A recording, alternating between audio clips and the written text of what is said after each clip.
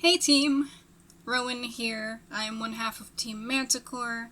I am an illustrator, I'm an artist in general, and I am a writer. And today, I'm going to try to draw a porcupine. Porcupines don't look how I imagine them, apparently. And they're not to be confused with, say, a hedgehog, or an echidna, or anything else that's a guinea pig, you know? Just looking at the shape of the head. Let's look at the bones. Picture of bones. Where are the quills actually? And how are the feet actually going to work? And also, how, actually realistic do I want this to be? And the answer is not, but I understand guinea pig. And I feel like I can just take guinea pig and make it spiky. That's probably not the way to go, but how much of this body is spiky, right? It really only starts, in the butt area in the back, and then there's some other stuff, mohawky looking. And there are lots of different kinds of porcupines. I didn't realize that.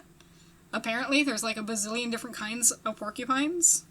And some of them look more like beavers to me. And I'm thinking about shapes, right? Am I making this guy a little triangle? Also, they have tails. I don't think I realized that porcupines have tails.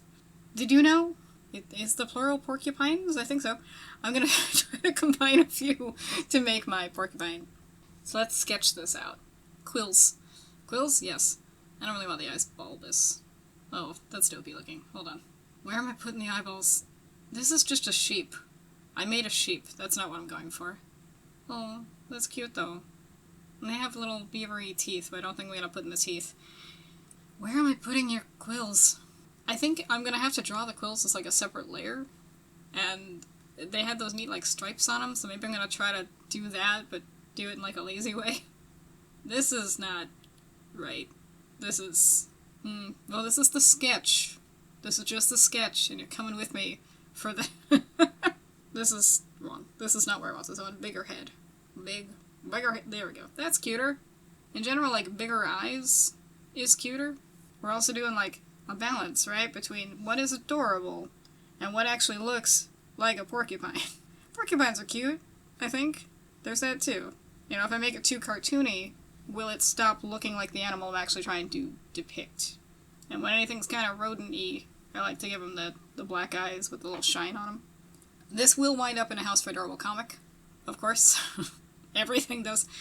That nose is going to have to change where it is anyway. Let's move this. Little plastic surgery here. Yeah, a little more. Yeah. Yeah, now he's got a little snoot. That's the technical term. Snoot. I think just round ears? These are not exactly what their ears look like. But, I'm going with it.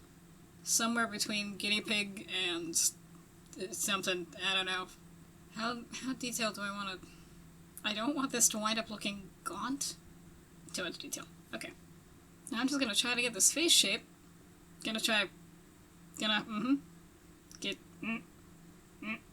You want to do your lines kind of fast, confidence in your lines.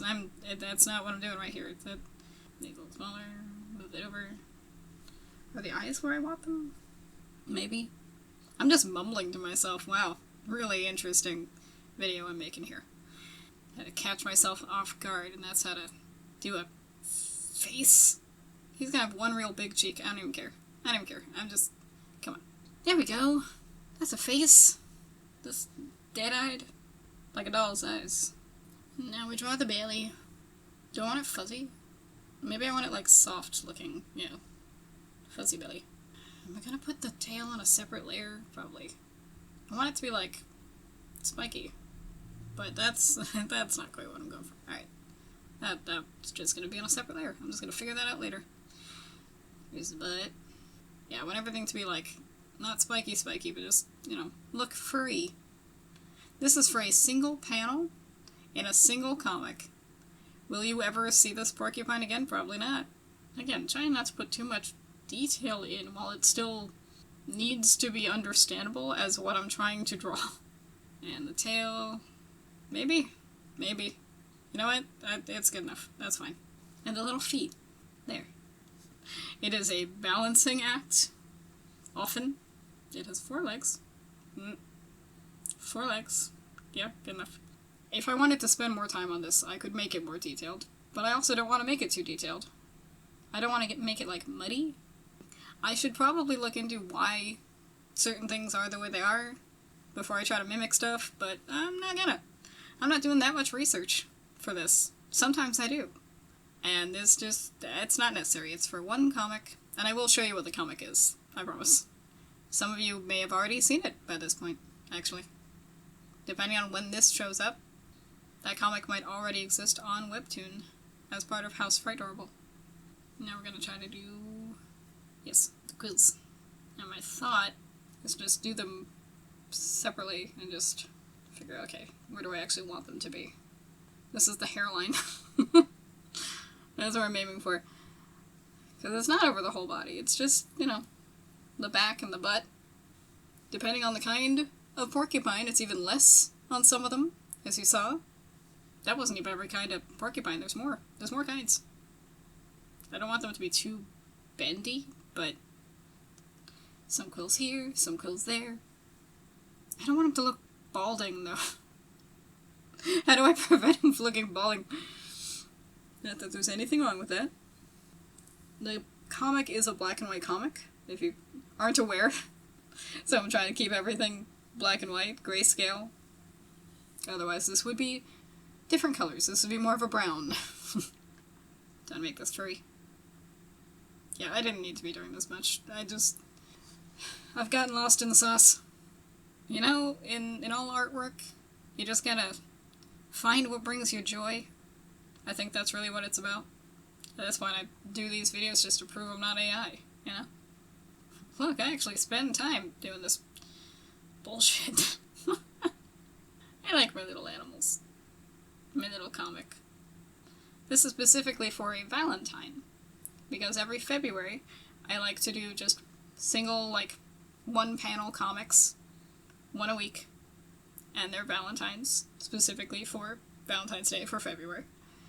I like the idea that I could eventually get enough to, like, print them in a book, or, like, some kind of little card situation. Like, you know when you get the pack of real simple cards to put a piece of candy in, you give them out to your classmates or whatever? I'd love to do that. But House Fright Horrible? That's ultimate goal. Because now, body versus quills. There. Fixing up slightly. Why? I don't know. For my own ego, I don't know. This feels important for me to do. Generally, the comic is not always single panel. Let's do some finishing touches here for the color. Bubbles. Word bubble. I think I'm gonna separate it. Make two different, because, yeah, I don't know that I like that. I think that's gonna be better if I make two different word bubbles and just let them, like, be a punchline, you know? Joke and punchline. Because otherwise, if I just do it this way, that's a lot of empty space. That's a lot of, like, the composition of it becomes kind of lopsided, given how the tail is, and I don't want to lose parts of him. It'll look like two word bubbles, but it'll technically be one because they'll be connected, since this is the only character talking in this scene. There are other ways to do it. I like the idea of it just being a continuation of the same thought. And here is the finished comic. You didn't really want to see every single little bit of that making of the word bubbles, right? Did you? If you did, tell me in the comments. I could do a thing about word bubbles. I don't do them in a nice-to-me way. Like, Clip Studio Paint has things to make word bubbles, even specific to Webtoon. I don't use them. I have them. I downloaded them. I just don't use them. I do the old, like, Jonah Vasquez way of just hand-doing these very strange word bubbles.